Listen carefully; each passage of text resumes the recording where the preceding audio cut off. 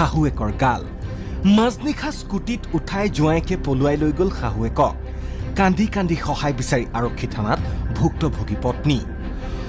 জোঁৱাই বুলি গোলাঘাটৰ মেৰাপানীৰ আদৰ্শ গাঁৱৰ ভনেশ্বৰী ৰাজবংশীয়ে প্ৰণৱ সোণোৱালক কৰিছিল যথেষ্ট মৰম কোনেনো সন্দেহ কৰিব নিজৰ মাকৰ লগত পত্নীও তলকিবই পৰা নাছিল স্বামীৰ তলতীয়া লেতেৰা কাৰবাৰ কিন্তু এদিন নিশা পোহৰলৈ আহিল দুয়ো দীৰ্ঘ দিনৰে পৰা গোপনে চলাই অহা লেতেৰা সম্পৰ্কৰ কথা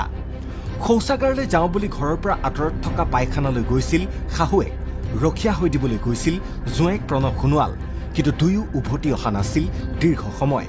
কিবা আপদ বিপদে লগ দিয়া বুলি ভয়তে বাহিৰলৈ ওলাই গৈছিল প্ৰণৱৰ পত্নী কিন্তু টৰ্চৰ পোহৰত শাহুৱেক জোঁৱাইকক দেখা পালে অসংযত অৱস্থাত চৰি বুলি কৈ পত্নীক বুজনি দিবলৈ উঠি পৰি লাগিল প্ৰণৱ মাকেও নিজৰ ছোৱালীৰ হাতত ধৰি দিবলৈ চেষ্টা কৰিলে বুজনি কিন্তু বৰদেউতাকৰ ঘৰত গৈ সকলো লগাই দিম বুলি ওলাই গ'ল মহিলাগৰাকী পিছে ঘূৰি আহি দেখে মাকো নাই স্বামীও নাই স্কুটি লৈ পলায়ন জোঁৱাইক আৰু শাহুৱেকৰ গোলাঘাট জিলাৰ মেৰাপানী আৰক্ষী থানাৰ অন্তৰ্গত আদৰ্শ গাঁৱত সভ্য সমাজক লজ্জানত কৰা এই ঘটনা সংঘটিত হৈছে যোৱা ৩১ মেৰ নিশা প্ৰায় ২ বজাত জোঁৱাইক প্ৰণৱ সোণোৱাল আৰু ৩৮ বছৰীয়া শাহুৱেক ভনেশ্বৰী ৰাজবংশীয়ে ঘৰৰ চৌহদৰ চাহ বাগানত অসংযত অৱস্থাত প্ৰত্যক্ষ কৰে ঘটনাৰ বিষয়ে কাকো অৱগত নকৰিবলৈ স্বামী প্ৰণৱ সোণোৱাল আৰু মাক ভনেশ্বৰীয়ে দীপশিখা ঘৰৰ ভিতৰত আবদ্ধ কৰি ৰাখিবলৈ চেষ্টা কৰিছিল যদিও দীপশিখাই ঘৰৰ ভিতৰৰ পৰা কোনো ৰকমে ওলাই আহে আৰু প্ৰতিবেশী আত্মীয়ৰ ঘৰলৈ ঘটনাৰ বিষয়ে অৱগত কৰিবলৈ যাওঁতেই শাহু ভনেশ্বৰী ৰাজবংশী আৰু জোঁৱাই প্ৰণৱে স্কুটিৰে ঘৰৰ পৰা পলায়ন কৰে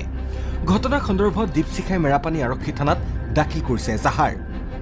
দীপশিখাৰ জীৱনলৈ এবছৰীয়া কণমানি সন্তানসহ ভৱিষ্যতে জীয়াই থকাত অমানিশাৰ অন্ধকাৰ নামি আহিছে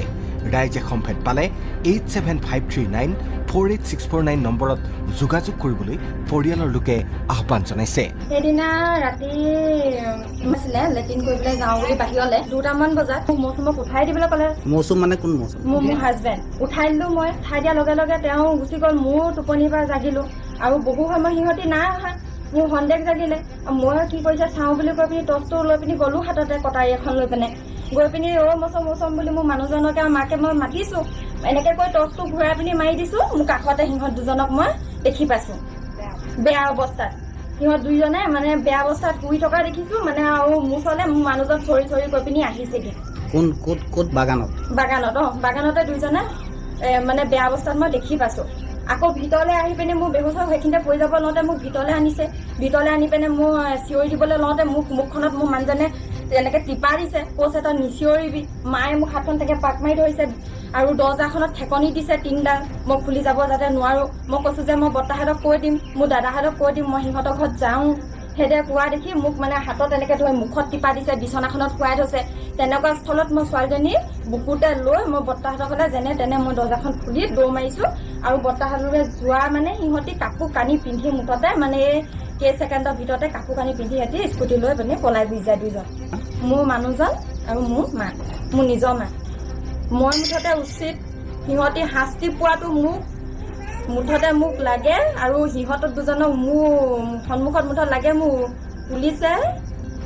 উচিত মুঠতে মোক শাস্তিটো সিহঁতক দিয়ক মোক ন্যায় দিয়ক মোৰ ছোৱালীজনীক লৈ মই কেনেকৈ থাকিম আৰু মোৰ হাজবেণ্ডে